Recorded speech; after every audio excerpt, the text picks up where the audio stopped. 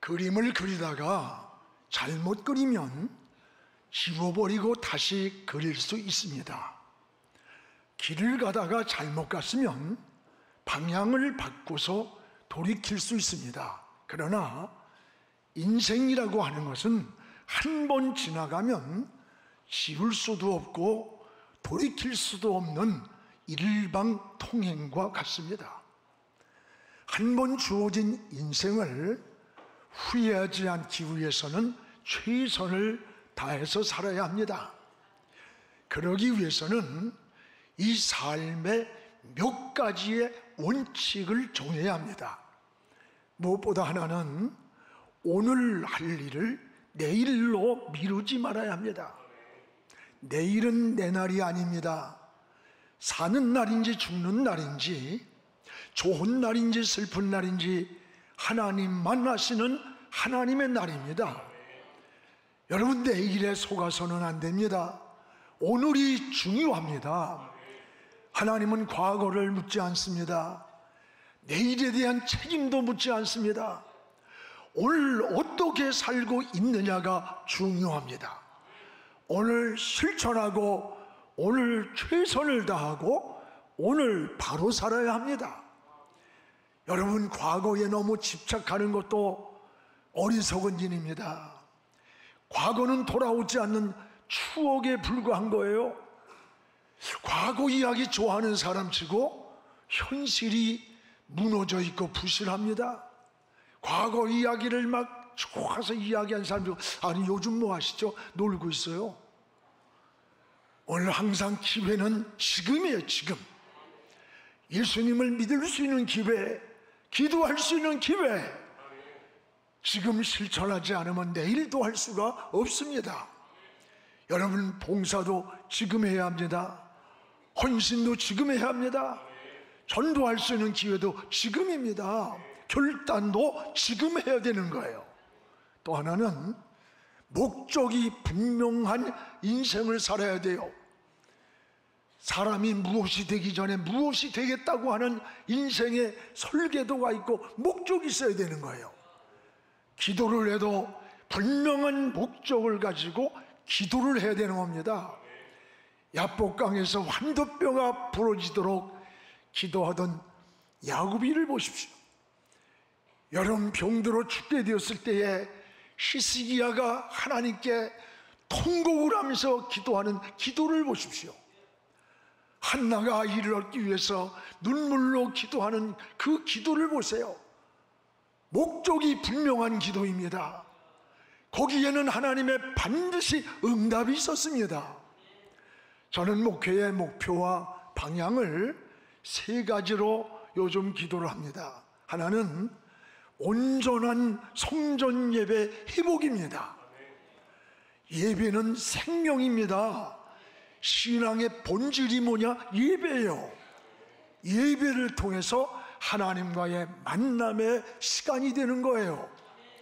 예배가 무너지면 신앙의 본질이 무너지고 맙니다. 여러분, 하루에 한 번씩 적어도 성전문을 열고 들어오는 성전 중심한 신앙이 회복되어야 되는 거예요. 또 하나는 전인적인 갈등을 치유하는 일이 시급합니다. 지금 이 사회의 갈등이 도를 넘었습니다. 나와 뜻이 같지 않으면 다름이라고 인정하기보다는 적으로 간주합니다.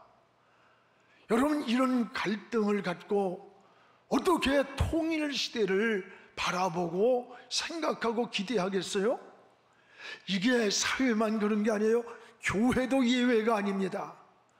성경적 가치관이나 관점에서 말씀을 믿고 아멘하고 받아야 되는데 오히려 자신의 이념이나 정치적인 가치관과 기준으로 말씀을 받다 보니까 자꾸 자기 기준에 맞지 않으면 갈등이 일어나는 거예요.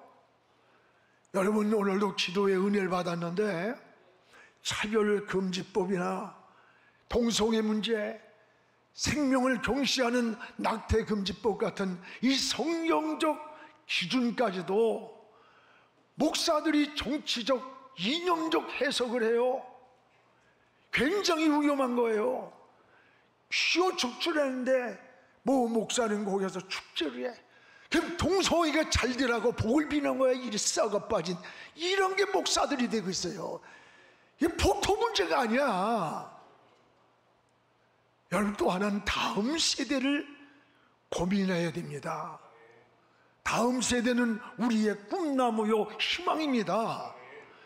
다음 세대를 세워야 한국교회와 우리 민족의 미래가 있는 거예요. 다음 세대는 농부들이 가장 아끼는 종자씨와 같은 거예요. 다음 세대를 위해서 내가 가진 여러분 소유의 99%는 자식을 두든지 누굴 하든지 여러분 쓰세요. 그러나 1%만큼은 적어도 이 사회를 위해서, 교회의 하나님 나라를 위해서, 그리고 다음 세대를 세우기 위한 인재 양성을 위해, 열방의 선교를 위해서 드릴 수 있는 이런 마음을 함께 나눠야 됩니다. 오늘 말씀은 이스라엘 백성들이 바벨론 포로 생활에서 몹시 지치고 낙심하고 절망하고 있을 때예요. 여러분, 가장 무서운 게 뭔 줄 알아요? 꿈을 잃는 겁니다. 꿈. 세월이 지나도 희망이 보이지 않아요. 몹시 지치고 절망에 빠져 있었습니다. 하나님은 이스라엘 백성들의 이런 모습을 아시고 이들에게 희망을 주는 거예요. 이들에게 꿈을 주고 일어나라는 거예요. 그렇습니다. 하나님은 우리에게 꿈을 주시는 분입니다. 우리에게 평안을 주고 소망을 주시는 하나님임을 고백하시기 바랍니다. 예레미야 29장 11절에 너희를 향한 나의 생각은 내가 안다, 하나님이 안다. 평안이요 재앙이 아니다. 너희에게 미래와 희망을 주는, 이것이 하나님의 마음이라는 거예요. 하나님의 뜻이라는 고백이에요. 그렇습니다. 여러분, 무엇보다도 기독교의 역사관이 뭔지 압니까? 기독교의 역사관은 미래지향적인 겁니다. 오늘 성경 본문 우리 19절 18절을 우리 같이 한번 읽겠습니다. 너희는 이전 일을 기억하지 말며 옛날 일을 생각지 말라. 이전 일을 기억하지 말고 옛적 일을 생각하지 말라. 오늘 두 가지를 우리에게 말씀합니다. 이전 일과 옛적 일을 기억도 하지 말고 생각지 말라. 이것이 뭐예요? 과거에 쓴 기억, 실패했던 것, 애굽에서 노예했던 이 쓴 기억들, 이 과거에 얼매이지 말라는 거예요. 그렇습니다. 앞을 향해 나가는 사람, 쓴 기억에 얼매이지 말라는 거예요. 애굽에서 노예로 살던 아픔들, 광야에서 지치고 힘들었던 일들입니다. 그러나 오늘 16절에 이렇게 말씀합니다. 바다 가운데 길을 내신 분이 누구냐? 하나님이다.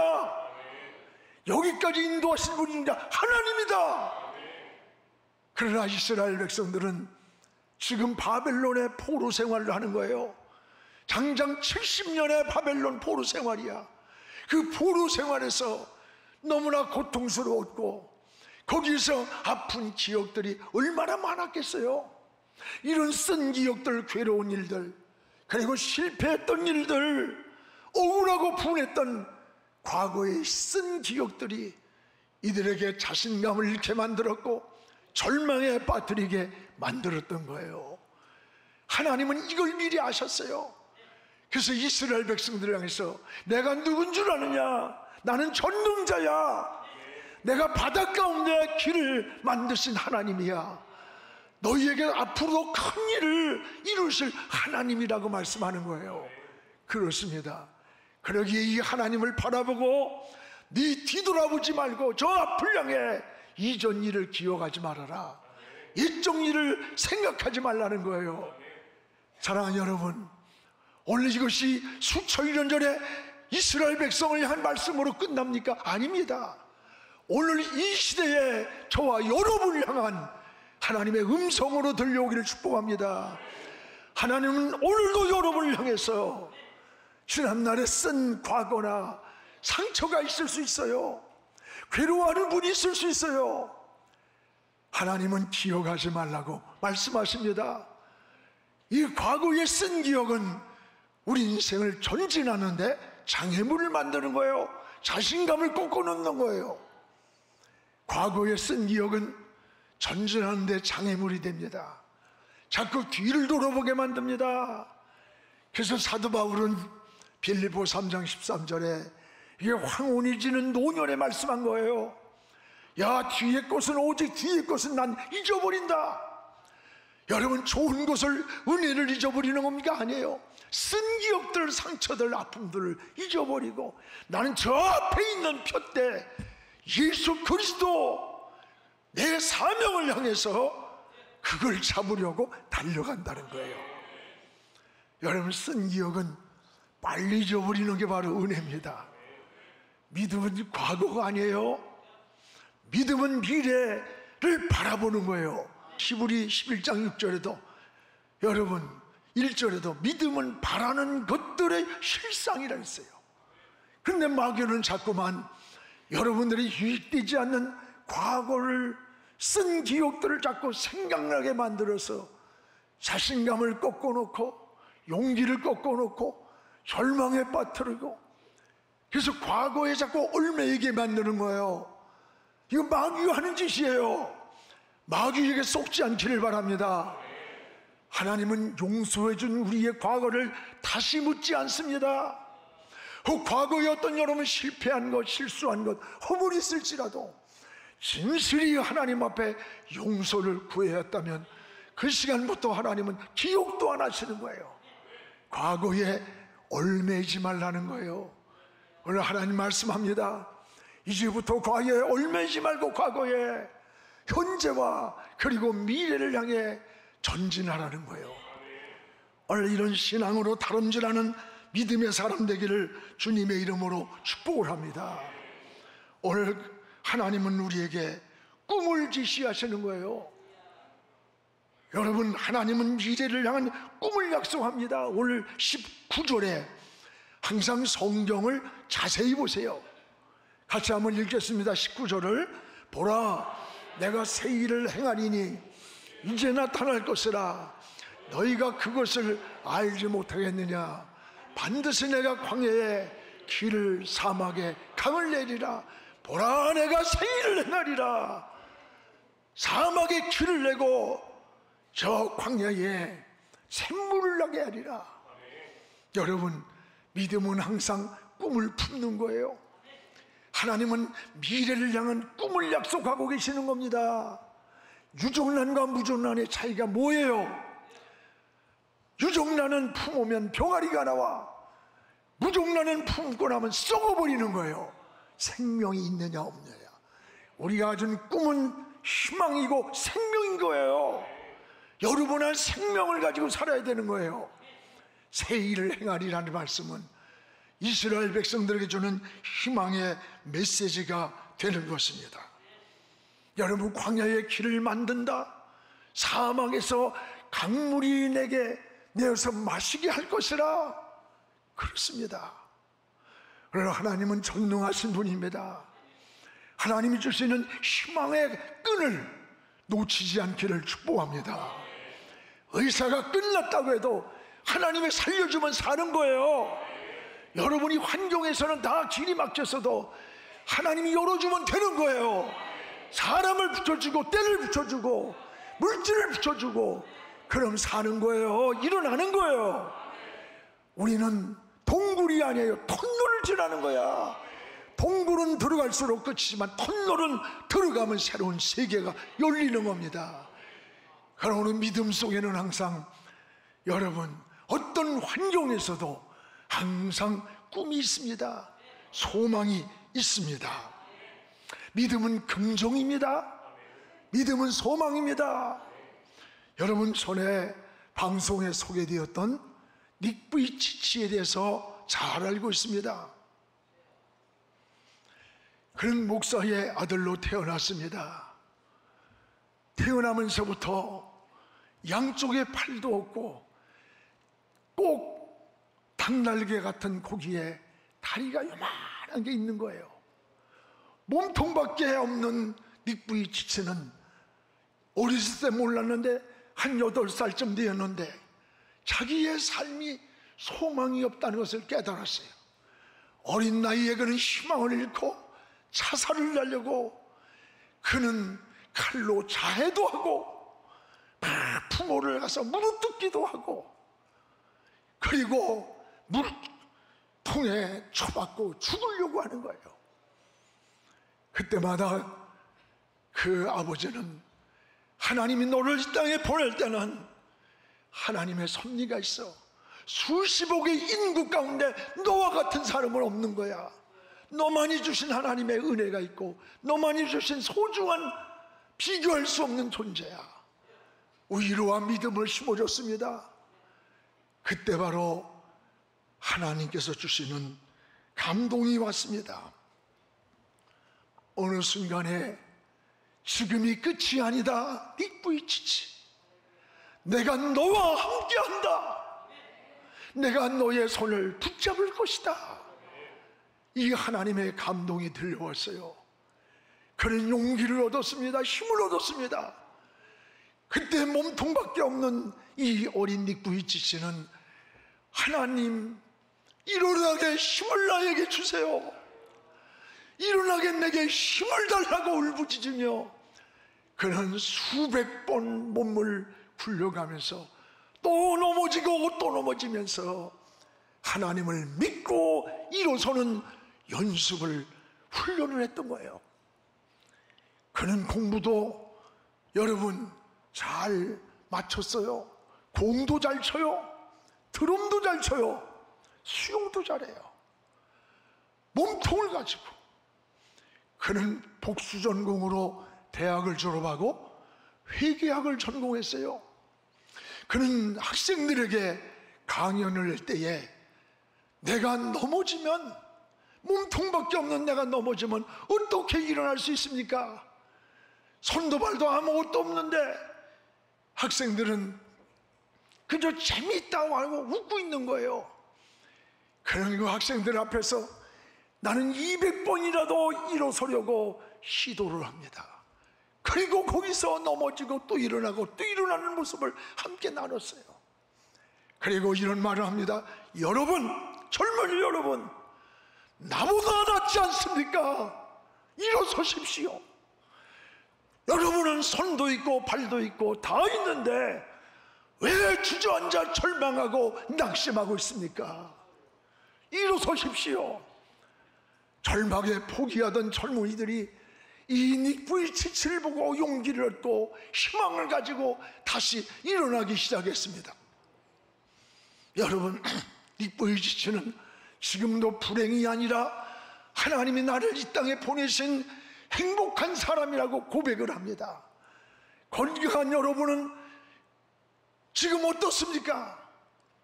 오늘 여러분을 향해 오히려 닉부이 지치는 낙심하지 말라고 위로를 합니다. 오히려 우리를 보고 일어나라고 외치고 있습니다. 이것이 바로 믿음입니다.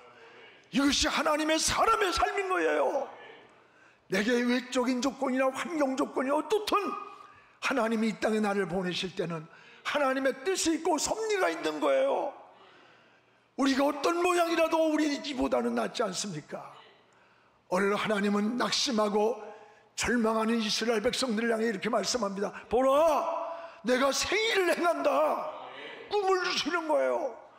하나님은 우리에게 꿈을 주시는 분이에요. 우리는 꿈을 꿔야 되고 그 꿈을 이루시는 분이 하나님인 거예요. 하나님은 전능하신 분입니다. 창조주입니다. 여리고 성을 무너뜨릴 때 망치 소리 한 번 내지 않고 그 큰 성을 무너뜨렸습니다. 여러분, 홍해를 가르칠 때에 이스라엘 백성들은 부르짖어 기도하게 만들고 동풍을 일으켜서 바다를 육지처럼 길을 만들어 건너게 하신 분이 누굽니까? 하나님이십니다. 하나님은 여러분이 꿈을 꾸고 전진하기를 원하고 계십니다. 꿈이 있는 사람이 되어야 합니다. 꿈을 꾸는 가정이 되어야 합니다. 꿈이 있는 교회가 되어야 합니다. 꿈이 있는 민족이 흥하고 일어나는 거예요. 우리는 다음 세대를 세우고 미래의 역사를 여러분 잘 여러분 설계해 나가야 되는 겁니다. 우리는 열방을 향해서 우리 영안교회가 나가기를 원합니다. 우리는 다음 세대를 세우기를 기도합니다. 우리가 성전을 구상하고 있는 일도, 앞으로 모든 인생의 계획도, 100억의 다음 세대에 잊지 않은 일들도 다 다음 세대, 우리 세대와 다음 세대의 꿈을 꾸고 있는 거예요. 오늘 하나님의 나라를 바라보면서 가는 겁니다. 하나님이 이 일을 하는데 여러분이 손이 되고 발이 되십시오. 역사에 거룩한 발자취를 남기시고, 그리고 하나님 앞에 축복된 자가 되기를 주의 이름으로 축원합니다. 여러분은 물론 자녀들에게도 꿈을 키워줘야 돼요. 자녀들은 꿈을 꾸고 하나님은 이루시는 분입니다. 장차 너는 훌륭한 사업가가 될 것이다. 너는 장차 훌륭한 정치가가 되리라. 너는 예술가가 되리라. 하나님 앞에 훌륭한 목사가 되리라. 우리 목장이 배가가 되리라. 내 교구가 배가가 되리라는 꿈이 있어야 되는 거예요. 여러분의 가슴 속에 꿈이 꿈틀거리는 이런 은혜가 있기를 주의 이름으로 축복을 합니다. 여러분, 그러면 우리는 어떻게 살아야 하는 겁니까? 어떻게? 따라합시다. 하나님의 영광. 우리는 하나님의 영광을 목적으로 살아야 하는 거예요. 오늘 말씀 21절을 함께 읽겠습니다. 이 백성은 내가 나를 위하여 지었나니 나를 찬송하게 할 것이라. 이 백성은 하나님을 위해서 지었나니 이 백성이 하나님을 찬양할 것이라는 거예요. 여러분, 우리 지으신 궁극적인 삶의 목적이 뭐예요? 하나님의 영광을 위해 살도록 지으신 거예요. 소요리 문답 1문이 뭔지 알아요? 인간을 지은 목적이 뭐뇨? 하나님의 영광을 위해 우리를 지었다는 거예요. 이 세상의 모든 만물은 인간을 위해 지은 거예요. 나르는 것이나 땅에 기른 것이나 씨 맺는 것이나 바다에 있는 것이나 다 가져라, 정복하라는 거야. 그리고 너는 너를 지으신 하나님의 영광을 위해 살라는 거예요. 우리가 하나님의 영광을 위해 사는 게 여러분 궁극적인 삶의 목적이 되는 거예요. 여러분 삶의 목적이 지금 어디에 있습니까? 하나님을 위하여 삶의 목적을 둬야 되는 거예요. 삶의 우선순위를 하나님께 정하시기를 축복합니다.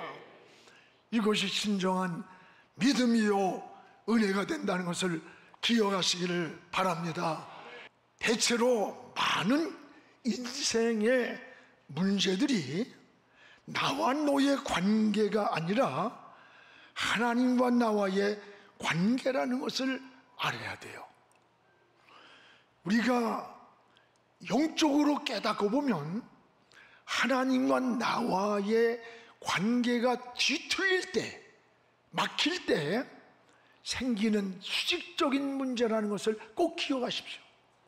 삶이 막히고 어려운 일을 당할 때 우연이라고 말하면 안 돼요. 성경에는 우연이 없어요.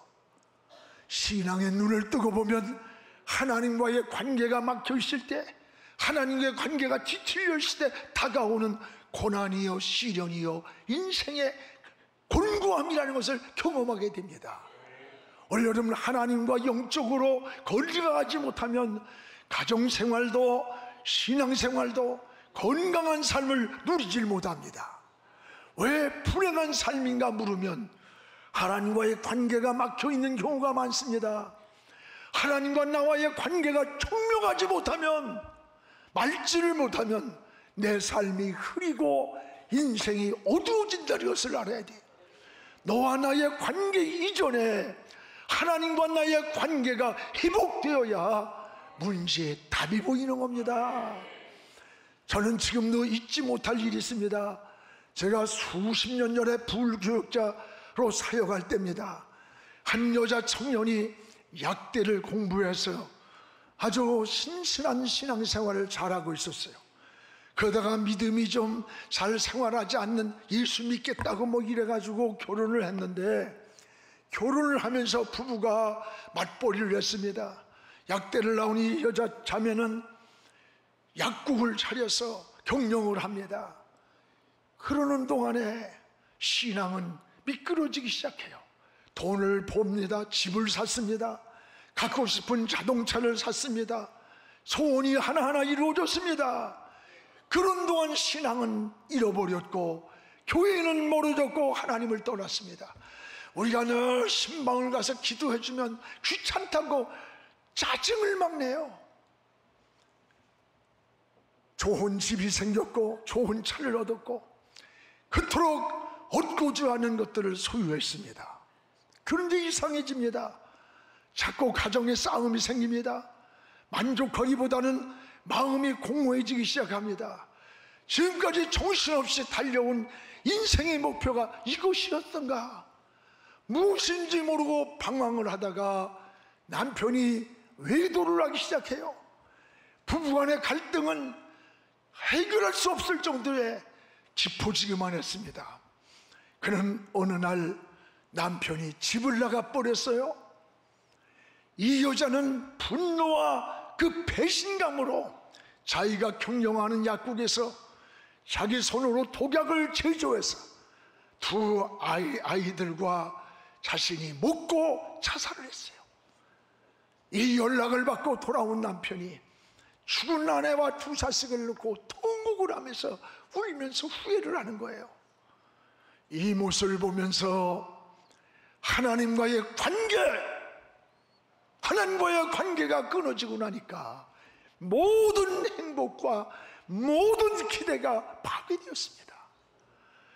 여러분, 삶의 목적이 저 하늘에 있지 않고 땅에 있었기 때문입니다. 우린 땅의 목표만이 아니라 더 높은 목표를 가져야 합니다.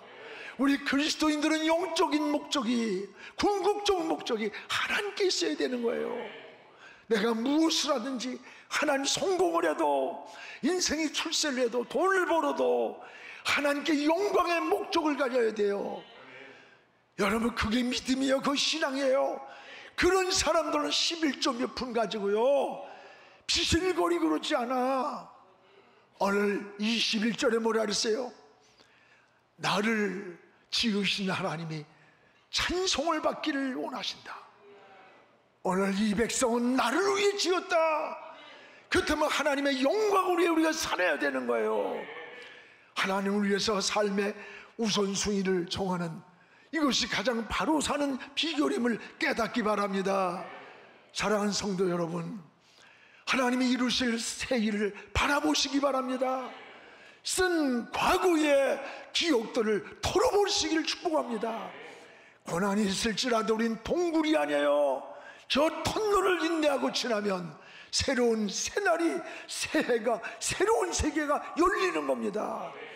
오늘 통풍을 일으켜서 바닷속에 길을 만드신 하나님, 사막에서 강물을 내어 마시게 하신 전능하신 하나님이십니다. 우리는 하나님을 주신 꿈을 품고 우리 주님 반드시 다시 오십니다. 우리 그날까지 다음 세대를 세워가며 우리 믿음의 길을 잘 전진하고 비상하는 우리 영안의 공동체가 되기를 주의 이름으로 축복을 합니다. 기도하겠습니다. 거룩하신 우리 아버지 하나님, 감사합니다. 오늘 우리의 신앙을 다시 한번 돌아봅니다. 이스라엘 백성들이 뒤돌아보고 낙심하고 절망할 때 이전 일을 기억하지 마라, 옛전 일을 생각하지 말라고 했습니다. 우리의 쓴 과거는 지워버리게 하시고 보라, 내가 새 일을 행하리라고 했사오니 새 일을 행하실 하나님을 바라보기 원합니다.